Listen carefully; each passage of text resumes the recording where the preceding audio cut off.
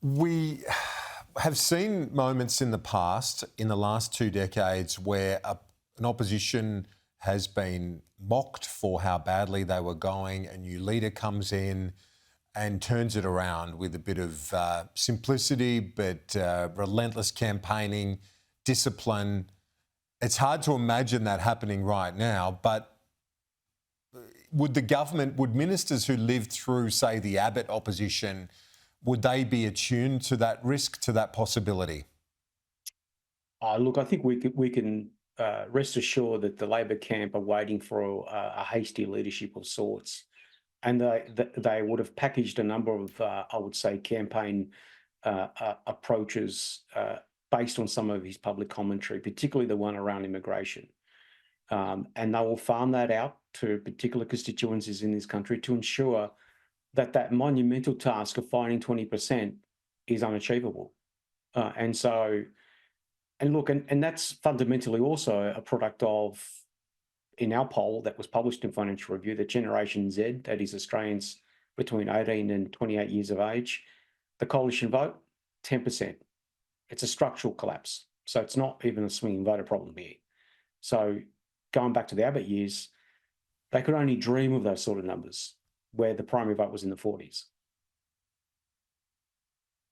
There's some issues that, and I guess, and I totally get what you're saying in terms of packaging up those political campaigns, and I'm sure you're right. That's exactly what even Paul Erickson, he's not in the busy time for him at the moment, but I'm sure others within Labor would be thinking along those lines. But I think in terms of energy and the transition and the policies, still diabolical, the challenge that the government is trying to navigate. They believe they've got the right prescription.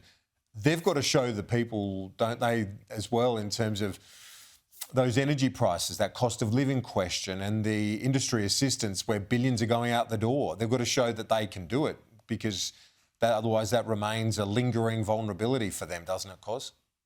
Yeah, look, in all our research, we know one thing, and that is that the Australian public has a view that climate's a problem, and two, that energy prices are not cheaper.